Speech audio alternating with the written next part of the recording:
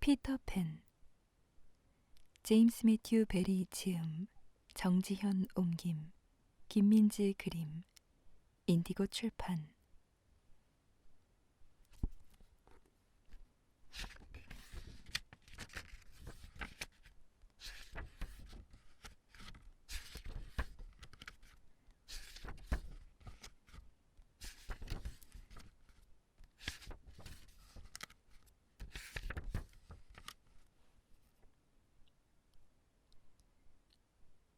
일. 피터의 등장. 아이들은 모두 자라 어른이 된다. 딱 한 명만 빼고 말이다. 아이들은 머지않아 자신들이 어른이 된다는 사실을 알게 된다. 웬디 역시 우연한 계기로 그 사실을 알게 되었다. 2살이 되던 해 어느 날, 정원에서 놀고 있던 웬디는 꽃을 한 송이 꺾어 엄마에게 달려갔다. 그때 웬디의 모습은 무척이나 사랑스러웠던 듯하다. 엄마인 달링 부인이 내가 영원히 이 모습 그대로라면 얼마나 좋을까? 엄마와 나눈 대화는 그게 전부였지만 그 일을 계기로 웬디는 자신이 자라 어른이 된다는 사실을 알게 되었다. 누구든 2살이 지나면 알게 된다. 2살은 끝의 시작이니까. 웬디의 가족은 14번지에 살았다. 웬디가 태어나기 전까지만 해도 날링 부인이 집안의 주인공이었다. 날링 부인은 한없이 낭만적이며 새침한 인매가 매력적인 여인이었다. 그녀의 낭만적인 심성은 마치 미지의 동양에서 온 상자 같았다. 상자 속에 더 작은 상자가, 그 속에 더 작은 상자가 들어있어 꺼내도 꺼내도 새로운 상자가 나오는 작은 상자 말이다. 그녀의 새침한 입술에는 특별한 키스가 하나 있었는데 웬디조차 받아보지 못했다. 그 키스는 부인의 입가 오른쪽에 붙어 있어 빤히 보이는데도 말이다. 달링 씨가 그녀를 아내로 맞이하게 된 사연은 이러했다. 달링 부인이 아가씨였던 시절 수많은 신사들이 동시에 그녀를 사랑했고 청혼을 하기 위해 다들 그녀의 집으로 달려갔다. 하지만 달링 씨는 마차를 타고 제일 먼저 달려간 덕분에 그녀를 차지할 수 있었다. 그는 아내의 모든 것을 가졌지만 가장 안쪽에 있는 상자와 입가의 키스만은 가질 수 없었다. 하지만 그는 그 상자에 대해서는 알지도 못했고 얼마 지나지 않아 키스를 얻는 것도 포기했다. 웬디는 나폴레옹이라면 그 키스를 얻을 수 있을 거라고 생각했다. 하지만 나폴레옹도 그 키스를 얻으려고 하다가 불같이 화내며 문을 쾅 닫고 나가버렸으리라. 달링 씨는 웬디에게 엄마가 자신을 사랑할 뿐만 아니라 존경한다고 자랑스럽게 말하곤 했다. 그는 주식이니 지분이니 하는 것들에 대해 아는 유식한 사람이었다. 물론 그런 것들에 대해 완벽히 아는 사람은 없겠지만 그는 정말로 아는 듯했다. 주식이 올랐다느니 지분이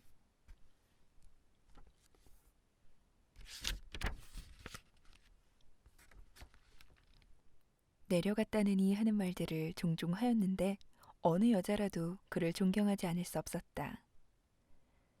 하얀 드레스를 입고 결혼한 달링 부인은 처음에는 마치 놀이라도 되는 듯 즐거워하면서 완벽하게 가계부를 썼다. 싹 양배추 하나도 빠뜨리는 법이 없었다. 하지만 머지않아 양배추들이 몽땅 빠지기 시작하더니 대신 얼굴 없는 아기들의 그림이 등장했다. 그녀는 합계를 내야 할 때마다 그런 그림을 그렸다. 그것이 그녀의 계산법이었다.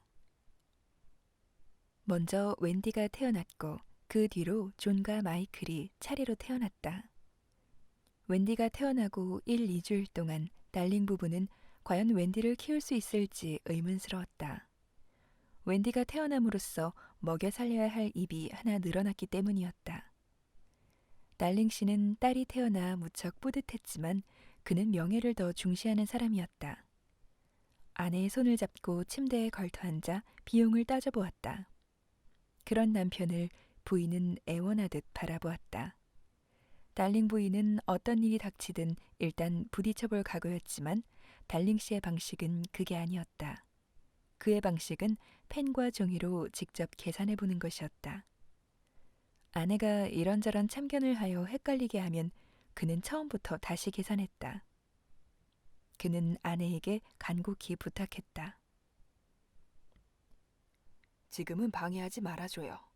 지금 나한테는 1파운드 17실링이 있고 사무실에 2실링 6펜스가 있지. 사무실에서 커피를 안 마시면 10실링을 아낄 수 있으니까 다 합하면 2파운드 9실링 6펜스가 되는군. 그리고 여기 당신 돈 18실링 3펜스가 있으니까 그것까지 합하면 3파운드 9실링 7펜스가 되고 또 내 수표책에 있는 5파운드를 합하면 8파운드 9실링 7펜스가 되고 저기 움직이는 게 누구지? 8파운드 9실링 7펜스 점 찍고 7을 옮기고 말 좀 걸지 말아요. 그리고 저번에 집에 온 남자에게 당신이 빌려준 1파운드까지 합하면 조용히 좀 해라 아가야. 점 찍고 아이고 애 좀 저리 데려가요. 저런 기어코 일을 저질렀군. 내가 9파운드 9실링 7펜스라고 했나? 그래 9파운드 9실링 7펜스라고 했지. 자 그럼 우리가 9파운드 9실링 7펜스로 1년 동안 버틸 수 있을까? 그럼요. 버틸 수 있고 말고요, 조지. 달링 부인이 외쳤다. 무조건 웬디를 키우려는 부인과 다르게 달링 씨는 언제나 논리적으로 생각하려고 했다. 볼거리도 생각해야 하오. 달링 씨는 협박하다시피 아내에게 경고하더니 다시 계산을 시작했다. 볼거리는 1파운드, 물론 내 짐작이지만 어쨌든 최소 30실링은 넘겠지. 조용히 해요.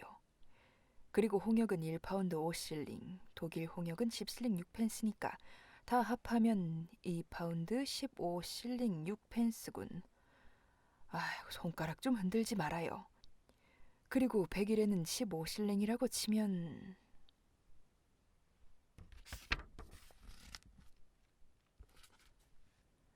달링 씨는 계산을 계속했다. 매번 합계가 다르게 나왔다. 마침내 볼거리를 12실링 6펜스로 낮추고 두 종류의 홍역은 하나로 합쳐 치료하기로 한 끝에 그는 웬디를 키우기로 결정했다. 나중에 존이 태어났을 때도 한바탕 똑같은 소동이 벌어졌다. 막내 마이클이 태어났을 때는 더욱 심했다. 존과 마이클도 키우기로 결정났다. 머지않아 새아이는 나란히 미스 풀섬의 유치원에 다니게 되었다. 보모와 함께 말이다.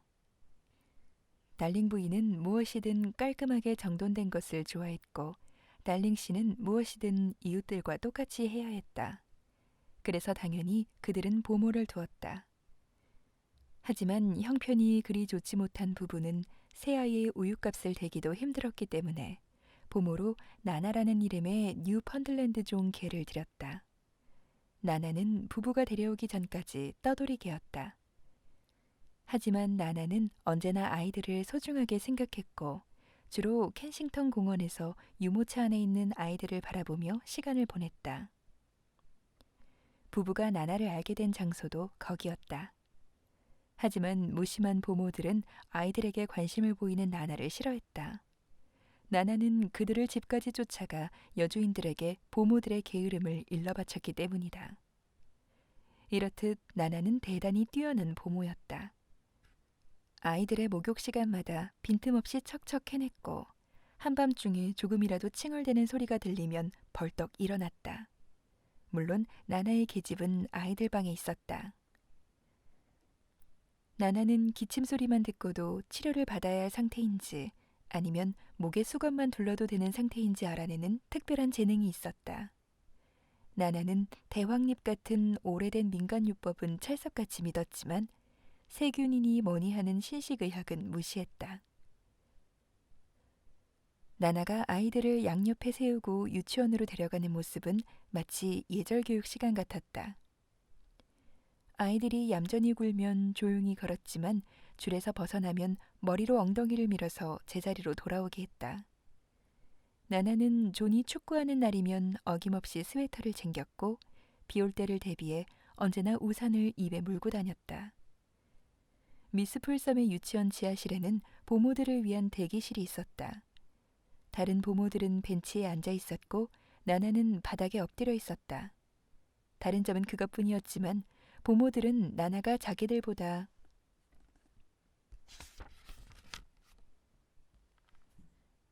사회적으로 열등한 존재인 것처럼 무시했고 나나는 그들의 가벼운 대화를 경멸했다.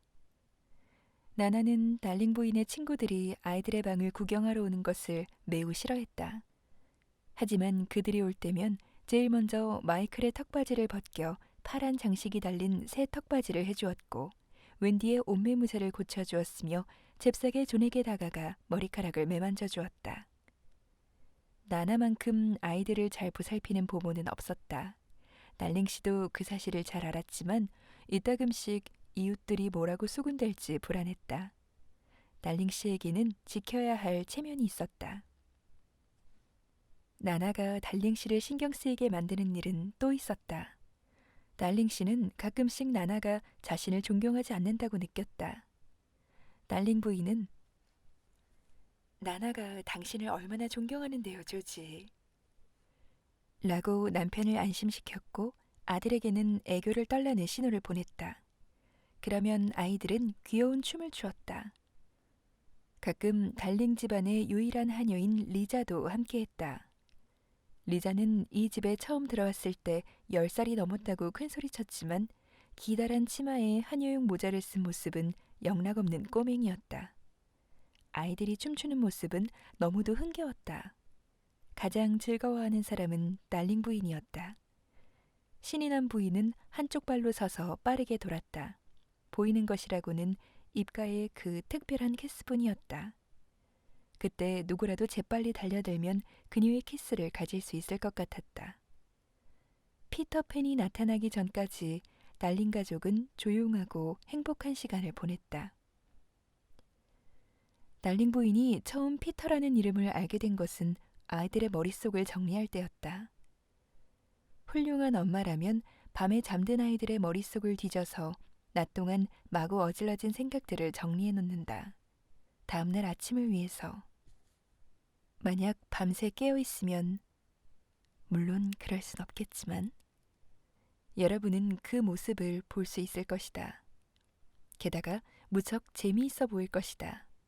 머릿속 정리는 서랍 정리와 비슷하다. 여러분의 엄마는 무릎을 꿇고 앉아 여러분의 머릿속 생각들을 정리한다. 도대체 어디서 주워왔을까 궁금해하며 좋은 생각과 나쁜 생각을 나누기도 한다. 어떤 생각은 마치 귀여운 새끼 고양이라도 되는 것처럼 뺨에 대보고 또 어떤 생각은 얼른 안 보이는 곳으로 치워버린다. 여러분이 아침에 일어나면 잠자기 전까지만 해도 있었던 심술궂고 못된 생각은 작게 접힌 채 머릿속 맨 아래칸에 놓이고 예쁜 생각들이 맨 위칸에 펼쳐져 기다리고 있을 것이다. 사람의 머릿속을 그린 지도를 본 적이 있는지 모르겠다. 의사들은 가끔씩 신체의 특정 부위를 지도로 그린다. 물론 그것도 무척 재미있는 일이다.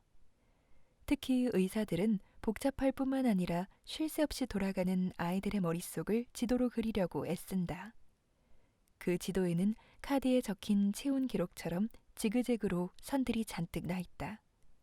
아마 그 선들은 섬에 나 있는 길일 것이다. 네버랜드는 언제나 섬이니까.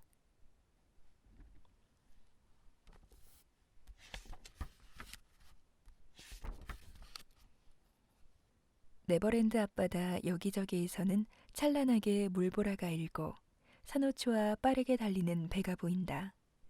야만인들과 외딴 굴들, 재봉사인 땅속 요정들, 강이 흐르는 동굴, 6명의 형을 둔 왕자들과 쓰러져가는 오두막집, 메부리코를 가진 꼬부랑 노파도 한 명 있다. 물론 이게 다라면 쉽게 지도로 그릴 수 있으리라. 하지만 아이들의 머릿속에는 너무나 많은 것들이 들어있다. 처음 학교에 간 날, 종교, 아빠, 둥근 연못, 바느질, 살인, 교수형, 동사, 초콜릿 푸딩 먹는 날, 멜빵 바지 입기, 99까지 세기, 혼자서 입 뽑고 받은 3펜스 등등. 이 모든 것이 섬 안에 있는 것들이든 다시 꼼꼼히 들여다보아야 할 또 다른 지도든 모두 복잡하고 알쏭달쏭하기만 하다. 아이들의 머릿속은 한순간도 멈추지 않으니 온통 뒤죽박죽일 수밖에. 물론 네버랜드의 모습은 아이들마다 다르다. 이를테면 존의 네버랜드에는 호수가 있고 그 위를 날아다니는 홍학이 있다. 그리고 존은 홍학에게 총을 쏜다. 아직 어린 마이클의 네버랜드에는 홍학이 한 마리 있고 그 위로 호수가 날아다닌다. 존은 모래밭에 있는 거꾸로 뒤집혀진 배 안에서 살았고 마이클은 원형 천막에서 살았으며 웬디는 나뭇잎으로 엮은 집에서 살았다. 존은 친구가 하나도 없었고 마이클은 밤에만 친구가 있었으며 웬디는 부모에게 버림받은 늑대를 애완용으로 키웠다. 하지만 전체적으로 보면 그들의 네버랜드는 한 가족처럼 닮아 있었다. 만약 섬들을 한 줄로 세워놓는다면 코를 비롯한 여기저기가 닮은 것을 알 수 있으리라. 이 마법의 해안가에 아이들은 끊임없이 조각배를 갖다 댄다. 어른들도 한때는 그곳에 간 적이 있다. 지금은 더 이상 그곳에 갈 수 없지만 여전히 파도 소리를 들을 수는 있다. 즐거운 섬들은 많지만 가장 아늑하고 아담한 섬은 네버랜드다. 네버랜드는 모험과 모험 사이가 지루하게 멀거나 넓지도 불규칙하게 뻗어있지도 않으면서도 꽉 들어찬 느낌이다. 낮에는 의자와 테이블볼을 가지고 놀아도 전혀 위험하지 않지만 잠들기 2분 전에는 본색을 드러낸다. 그래서 밤이면 아이들 방에 등을 켜놓는 것이다. 달링 부인은 아이들의 머릿속을 여행할 때 가끔씩 이해할 수 없는 것들을 발견했다. 그 중에서도 피터라는 이름이 가장 알쏭달쏭했다. 달링 부인이 아는 피터라는 사람은 한 명도 없었는데 그 이름은 존과 마이클의 머릿속 여기저기에서 튀어나왔다. 심지어 웬디의 머릿속은 온통 피터라는 이름으로 꽉 차 있었다. 게다가 다른 말들보다 굵은 글씨로 쓰여 있어서 더욱 눈에 띄었다. 달링 부인은 그 글씨체가 왠지 모르게 건방져 보인다고 생각했다. 맞아요. 걔가 좀 건방져요. 피터에 대해 계속 꼬치꼬치 물어보는 엄마에게 웬디도 그 점이 안타깝다는 듯이 인정했다. 그런데 그 애가 도대체 누구니 얘야? 걔는 피터팬이에요. 엄마도 알잖아요. 처음에 달링 부인은 무슨 말인지 몰랐지만 어린 시절을 곰곰이 떠올려 보니 요정들과 함께 산다던 피터팬이 생각났다. 죽은 아이가 하늘나라로 갈 때 무섭지 않도록 피터팬이 함께 가준다는 등 당시에 들었던 해괴한 이야기들도 기억났다. 그때는 물론 달링 부인도 피터팬이 있다고 믿었다. 하지만 이제 어른이 되어 결혼까지 한 그녀는 그런 사람이 과연 존재하는지 의문스럽기만 했다. 달링 부인이 웬디에게 말했다.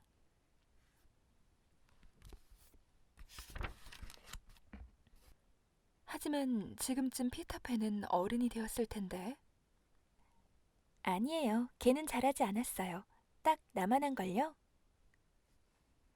웬디가 자신 있게 말했다. 덩치는 물론 생각하는 수준도 전부 비슷하다는 뜻이었다. 웬디도 자기가 그걸 어떻게 알고 있는지 몰랐다. 그냥 알았다. 달링 부인은 남편에게 의논했지만 달링 씨는 피식 웃을 뿐이었다. 잘 들어요. 그건 나나가 애들 머릿속에 집어넣은 허튼 소리에 불과해요.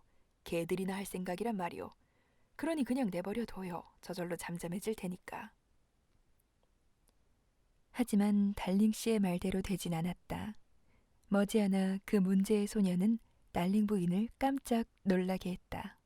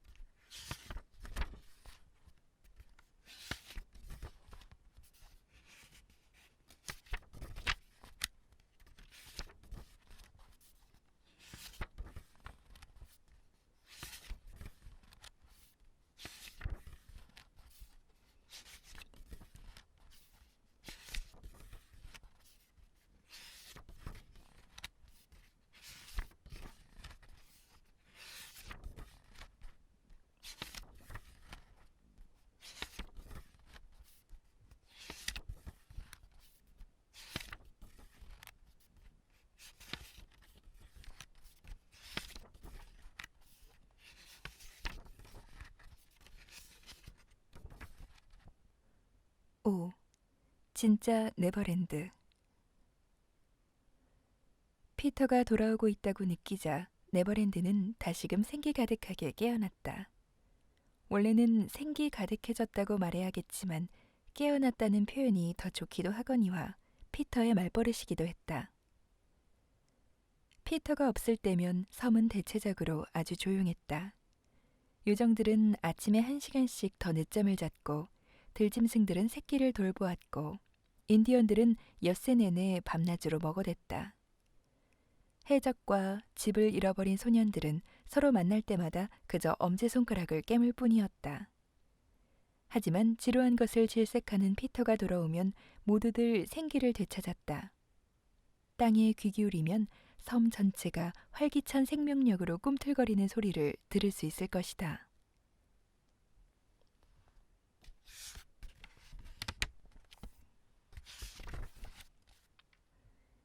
이날 저녁 네버랜드 섬의 주요 무리들은 다음과 같이 움직였다. 집을 잃어버린 소년들은 피터를 찾아 나섰고 해적들은 집을 잃어버린 소년들을 찾아 나섰으며 인디언들은 해적들을 찾아 나섰다.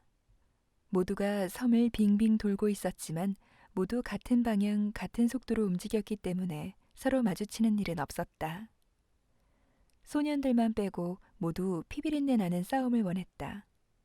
평소 소년들도 싸움을 좋아했지만 오늘 밤은 대장을 맞이하러 나갔다. 네버랜드에 있는 소년들의 숫자는 매번 달라졌다. 죽는 경우도 있었고 너무 잘하면 규칙에 어긋난다며 피터가 쫓아버렸기 때문이다. 어쨌든 지금 네버랜드에는 쌍둥이 2명을 포함해 모두 6명의 소년들이 있었다. 이 소년들을 훔쳐보자. 사탕수수밭에서 지각기 단검을 쥐고 한 줄로 살그머니 움직이는 이 아이들을 말이다. 아이들은 직접 잡은 곰의 가죽으로 만든 옷을 입고 있었다. 이것은 피터가 아이들이 자기와 비슷하게 보이는 것을 엄격하게 금지시켰기 때문이다. 곰 가죽으로 만든 옷은 둥글둥글하고 털이 복슬복슬해서 넘어지기라도 하면 대굴대굴 구르기 일쑤였다. 그래서 소년들은 한 걸음 한 걸음 정확하게 내딛는 버릇이 생겼다. 가장 앞에 있는 소년이 투툴즈다. 투툴즈는 겁쟁이라기보다 무리에서 가장 운이 나쁜 소년이다. 투툴즈는 다른 소년들보다 모험에 참여한 숫자가 적었는데 그 이유는 그가 다른 일로 잠깐 자리를 비우기만 하면 큰 사건이 계속 터졌기 때문이었다. 사방이 평온해 보여 투툴즈가 잠깐 이때다 싶어 땔감을 구하러 갔다 와 보면 다른 아이들은 이미 한 건 끝내고 피를 닦고 있는 시기였다. 이런 불운이 자꾸 쌓이다 보니 투툴즈의 얼굴에는 침울한 빛이 서리게 되었다. 하지만 본래 타고난 성품으로 그런 표정이 다소 누그러진 탓에 투툴즈는 소년들 중에서 가장 겸손해 보였다. 가엾은 투툴즈, 오늘 밤에는 내 앞에 위험이 기다리고 있단다. 오늘은 되도록 모험과 마주치지 않도록 해. 만약 모험과 마주쳤다가는 큰 화를 당할 테니까. 투툴즈, 오늘 요정 팅커벨이 몹쓸 장난을 준비하고 있단다. 그 장난을 위해 미끼를 찾고 있어. 팅크는 내가 소년들 중에서 가장 속이기 쉽다고 생각하지. 팅커벨을 조심해. 투툴즈가 이 이야기를 들을 수 있다면 얼마나 좋을까. 하지만 우리가 네버랜드에 있는 것도 아니고 투툴즈는 그저 손가락을 깨물며 지나갈 뿐이다. 그 뒤를 이어 유쾌하고 활달한 소년 닙스가 지나간다.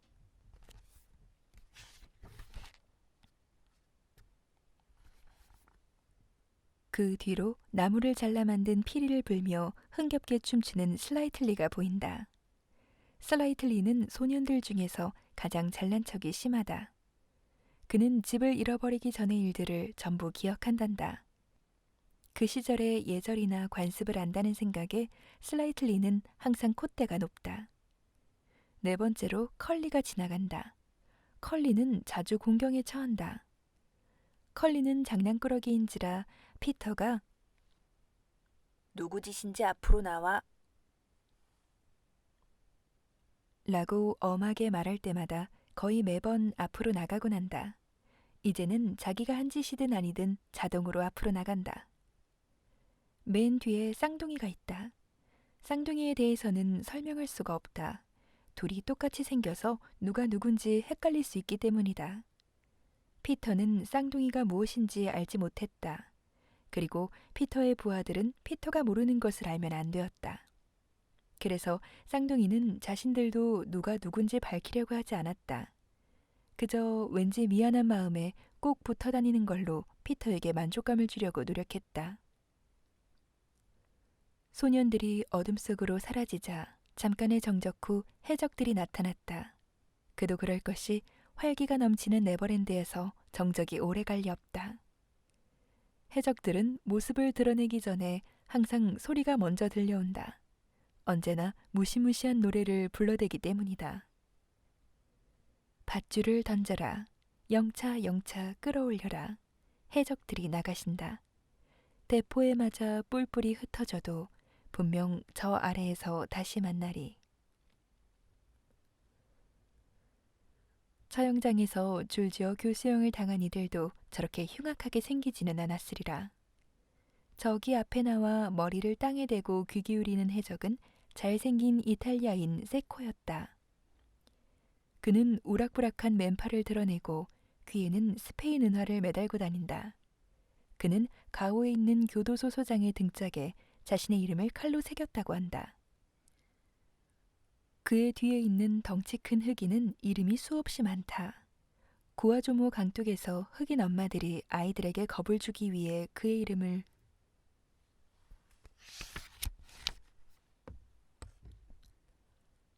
들먹일 때마다 이름을 바꾸었기 때문이다. 그 뒤 온몸 가득 문신을 한 자가 빌 주크스다. 월러스에서 플린트 선장에게 매를 72대나 맞고 나서야 금화주머니를 내려놓았다는 바로 그 빌 주크스다. 그 밖에도 블랙 머피의 형제로 알려진, 하지만 증명되진 않았다. 쿡슨. 한때 공립학교의 수위였던 탓에 살인의 조심스러운 모습을 보이는 신사 스타키. 스카일라이츠.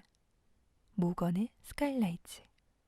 아일랜드인 간판장으로 사람을 칼로 찌를 때조차 반칙을 쓰지 않는 상냥한 성격이자 후크의 선원들 중에서 유일하게 비국교도인 스미. 항상 뒷짐을 지고 있는 누들러, 로버트 멀린스, 알프 메이슨, 카리브해에서 오랫동안 악명을 떨치며 공포의 대상으로 자리 잡은 여러 악당들이 있다. 하지만 이렇게 어두운 무리 중에서도 가장 시커멓고 커다란 보석은 제임스 후크다. 그는 늘 자신의 이름을 제스라고 썼다. 소문에 의하면 후크는 식후기 유일하게 두려워한 상대라고 한다. 그는 부하들이 끌고 가는 조잡한 마차에 편하게 누워있다. 이따금씩 오른손 대신 달린 쇠갈고리를 흔들어 부하들에게 더 빨리 가라고 명령했다.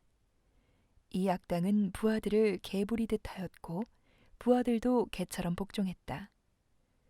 그의 생김새는 이러했다. 얼굴빛은 마치 시체처럼 거무스름했고 검은 곱슬머리는 조금 멀리서 보면 검은 양초처럼 보였다. 머리카락만 빼면 험상궂은 전체 인상과 달리 잘생긴 얼굴이었다. 눈동자는 물망초처럼 파랬고 깊은 우수에 젖어 있었다. 하지만 쇠갈고리를 휘두를 때는 시뻘건 불꽃이 이글이글 불타올랐다. 한편 그의 몸가짐에서는 귀족 같은 분위기가 풍겼다. 쇠갈고리로 누군가를 발기발기 찢어놓을 때조차 그런 분위기를 풍겼다. 그가 훌륭한 이야기꾼이라는 소문도 있었다. 그는 사악한 행동을 할 때일수록 정중하게 행동했는데 어쩌면 이것은 가정교육을 잘 받았음을 나타내주는 가장 확실한 증거일지도 모르겠다. 심지어 욕할 때조차 교양 있는 말투를 사용한다는 사실은 그의 남다른 몸가짐만큼이나 그가 그의 선원들과는 다른 계급 출신임을 나타내 주었다. 불굴의 용기를 가진 그가 유일하게 두려워하는 것이 있었으니 바로 자신의 피를 보는 일이었다.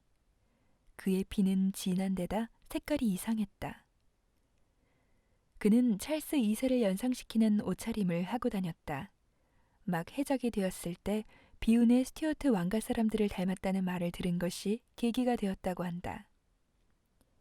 그는 시가 2대를 한 번에 피울 수 있는 파이프를 자신이 직접 발명하여 입에 물고 다녔다.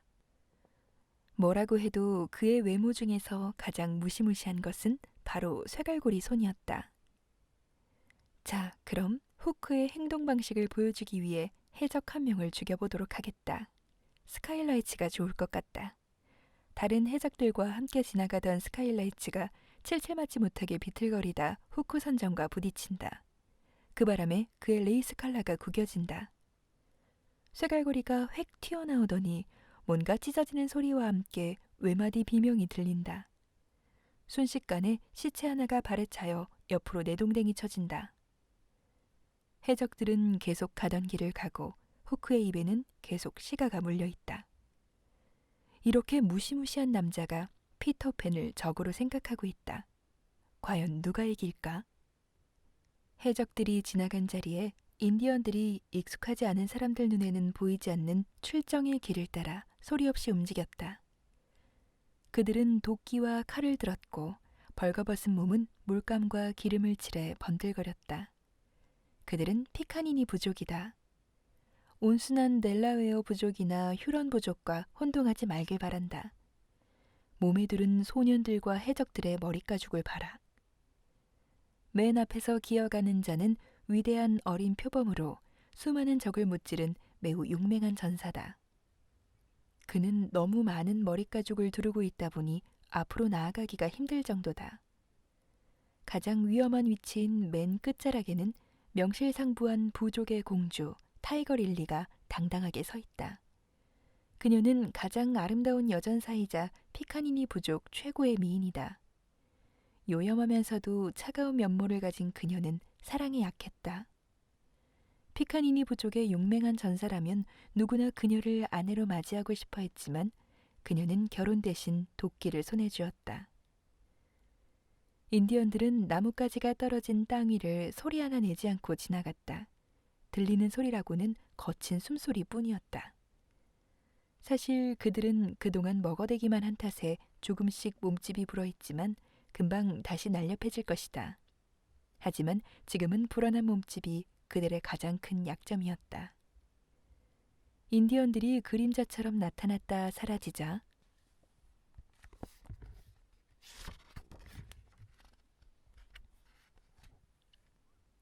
이내 들짐승들이 모습을 드러냈다. 사자, 호랑이, 곰, 그리고 맹수들로부터 도망치는 덩치 작은 야생동물들이 한데 뒤섞여 들짐승들의 거대한 무리가 행렬을 이루었다. 이 섬에서 들짐승들, 특히 사람을 잡아먹는 짐승들은 서로 가까이 붙어서 살아간다. 그런 그들이 오늘 밤은 배가 고파서 혀를 쑥 내밀고 있었다. 들짐승들이 지나가자 맨 마지막으로 거대한 악어가 등장했다. 지금 악어가 누구를 찾고 있는지는 금방 알게 될 것이다. 악어가 지나가자 곧이어 소년들이 다시 모습을 드러냈다. 네버랜드에서는 한 무리가 멈추거나 속도를 바꾸지 않는 한 똑같은 행렬이 끝없이 반복된다. 다들 뒤에 다른 무리를 단 채 나아가는 꼴이다. 모두들 바짝 긴장한 채 앞을 살피고 있지만 위험이 뒤에서 엄습하리라고는 아무도 예측하지 못한다. 정말 대단한 섬이다.